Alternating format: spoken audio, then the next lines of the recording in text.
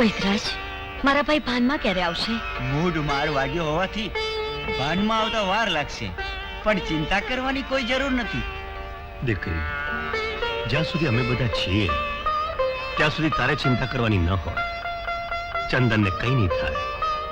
અરે જાણે એકલે હાથે જંગલીઓ સામે બાથ બીડી, એણે મારી દીકરીની લાજ અને અમારા ખોરડાની આબરૂ બચાવી. એવા મરદ માણસને તો માં ભવાનીના રખોપા હોય. હવે ચંદનભાઈને જરા આરામ કરવા દો. ચાલો દીકરી. વિક્રમ, ચાલ.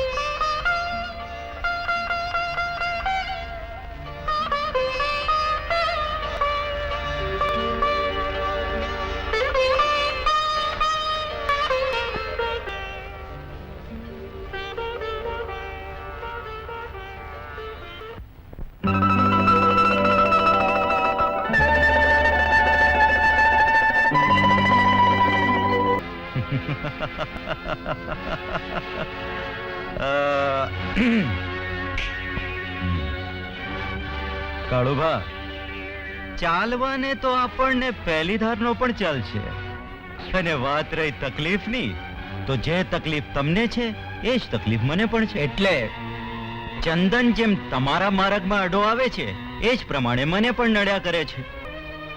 ભાઈ, તમને તમારા ધંધામાં નડે છે અને મારા ને કેસર વચ્ચે એ કાંટાની જેમ ખૂંચે છે. મહેમાન, એ કાંટાને ઉખેડી નાખવા તો હું મોકાની રાહ જોઈ રહ્યો છું.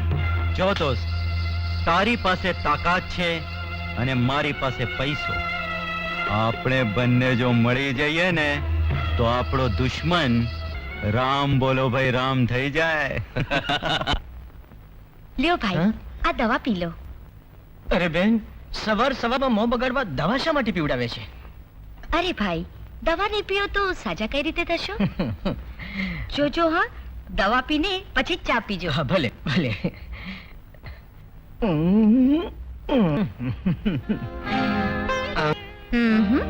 પહેલા દવા પછી ચા. જો પહેલા મને ચા પી લેવા દો, પછી હું દવા પીશ. આહા, વૈદરાજે કહ્યું છે કે નિયમિત દવા લેશો તો ઝટ સાજા થશો.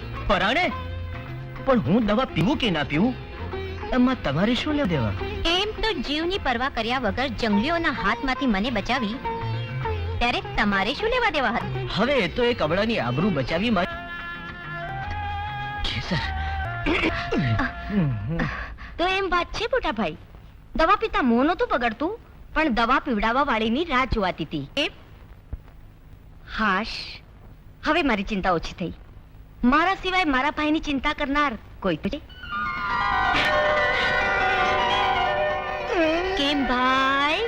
રાધોડી.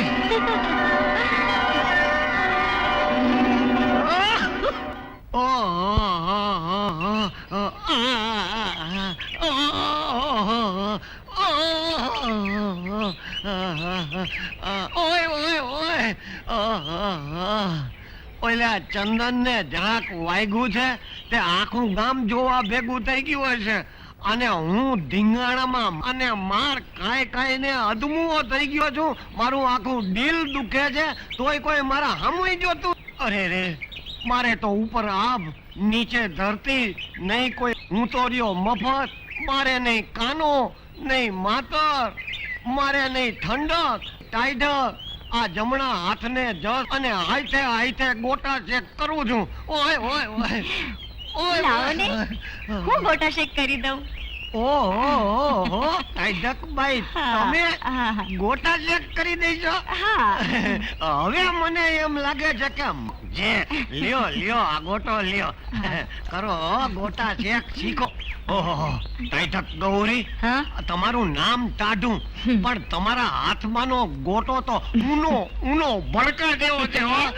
લ્યો લ્યો, ઊંચી કરીને ગોટે કરો. હા, લ્યો, ઢીલી કરી દઉં.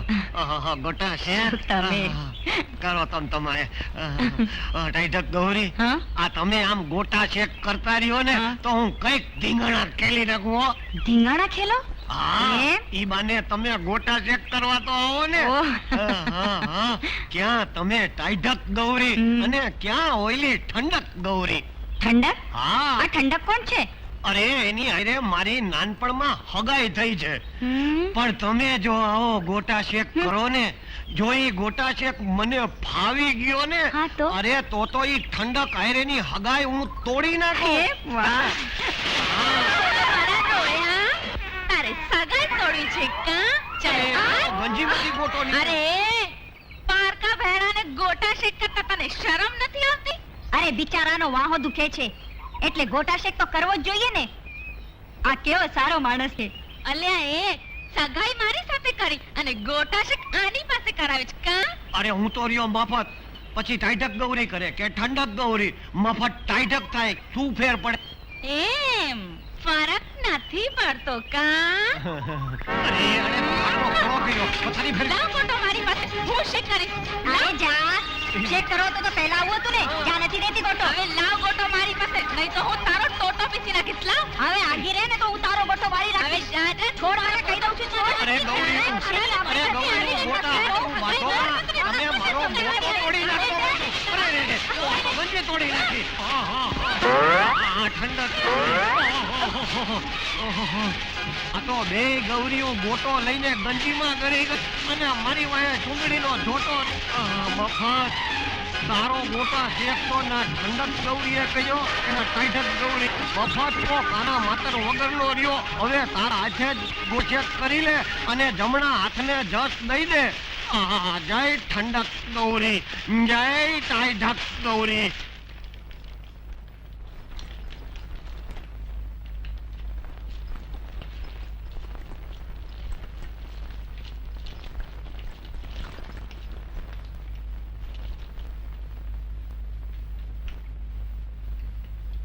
કેસર, હા રાધા, હવે મોટાભાઈની તબિયત સારી થઈ ગઈ છે, એમને દવા પીવડાવવાની જરૂર નથી.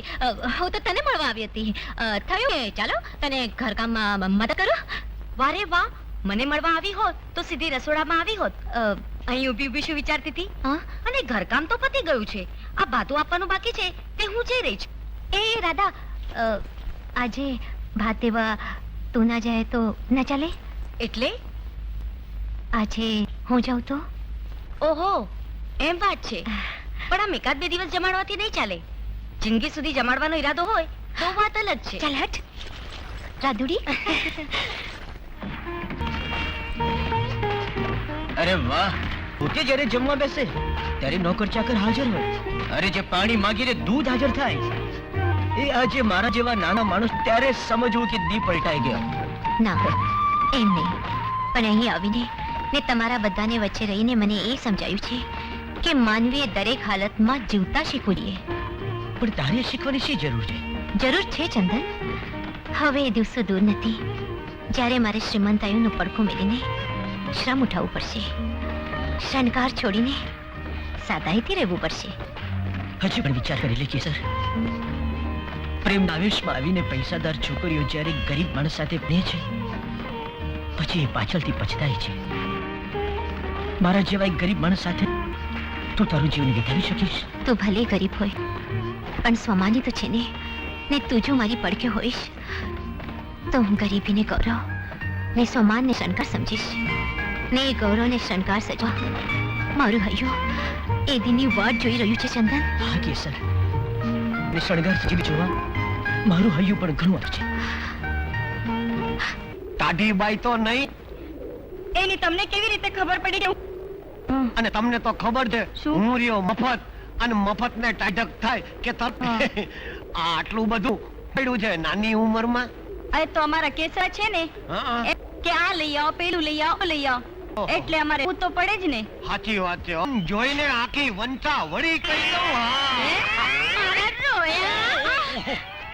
આ કોની વંશાવળી લઈને બેઠો છે? હા, આ ટાઢીબાઈ ની. નાનપણમાં સગાઈ થઈ આ ઠંડક ગૌરી સાથે અને વંશાવળી વાંચે છે આ તાઢીની.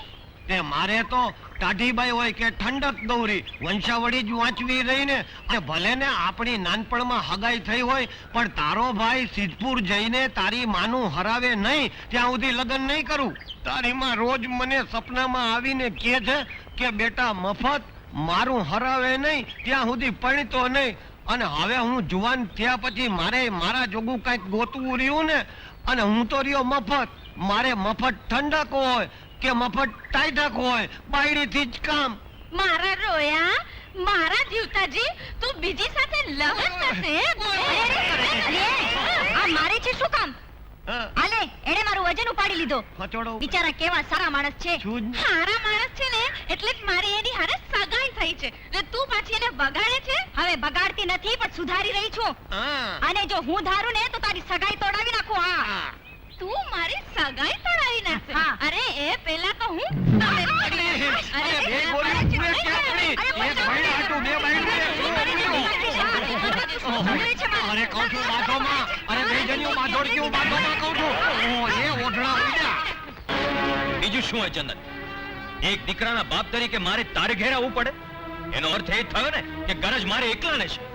એવું નથી ધરમશીભાઈ, ગરજ તો હંમેશા દીકરીવાળાને જ હોય છે. એને શું એની બેનની ચિંતા નહીં હોય? અરે જો એને એની બેનની જરા જેટલી પણ ચિંતા કે કાળજી હોત ને, તો મારા કાગળનો જવાબ આપવાનો એને વિવેક જરૂર દાખ્યો હોત. ગંગાબેન, એટલે શું મારો સંદેશો તમને પહોંચ્યો નથી? ખોટા બહાના બતાવવા રહેવા દે ચંદન. અને એક વાત સાંભળી લે, મારા મોભા પ્રમાણે દાયજાની વ્યવસ્થા નથી થઈ તો મોહનના લગ્ન હું બીજી ઠેકાણે કરી નાખીશ. ના ના વડીલ, એવો ગજબ ન કરતા, નહીં તો ક્યાંય નહીં રહું. તો સાંભળી લે ચંદન, આ મારી છેલ્લી ચેતવણી છે. વૈશાખ આવતા સુધી તારા તરફથી જો કોઈ વાવડ નથી આવ્યા તો સમજી લેજે કે આ સગવડ ફોક છે.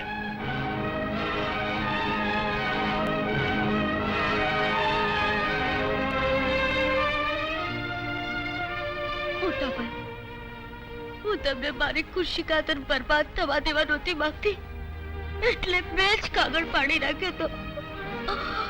પણ આજે મારે લીધે તમારે કેટલું બધું સાંભળવું પડ્યું, કેટલું બધું સાંભળવું પડ્યું. કઈ વાંધો નહીં બહેન, તું રોઈશ નહીં, ન કરતી. અરે ગાંડી, આમ હિંમત હારીને રડવાથી કાંઈ નહીં વળે. રાધા, તારા માટે તો મોહન જેવા એક નહીં હજારો મૂર્તિયા પડ્યા છે.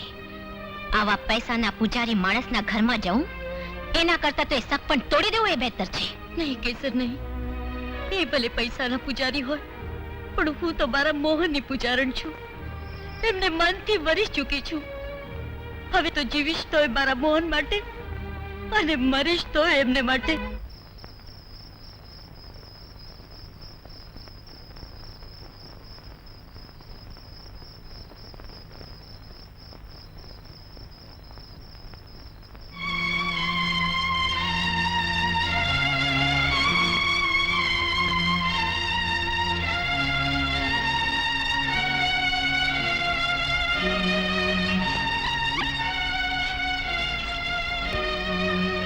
ચંદન,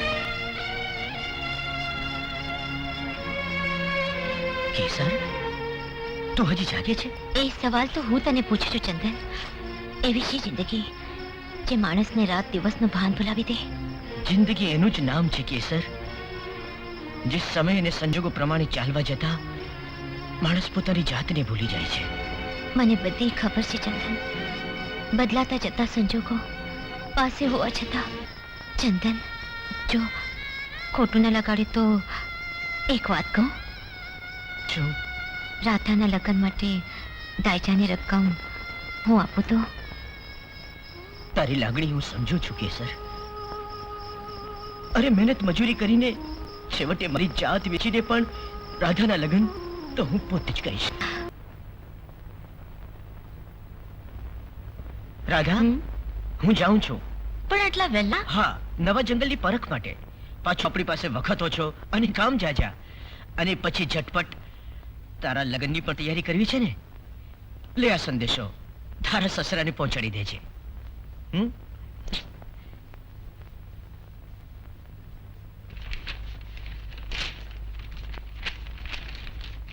વડીલ શ્રી, હું આપના મોભાને અનુરૂપ દાયજો આપવા તૈયાર છું. કોઈ પણ સંજોગોમાં તમારે અમારા કારણે રાતમાં નીચું જોવા પણ નહીં રહે. વૈશાખ આવતા સુધીમાં હું મારું ખોરડું અને ખેતર ગીરવે મૂકીને રાધા અને મોહનના લગ્ન કરાવીશ. આ મારું વચન છે.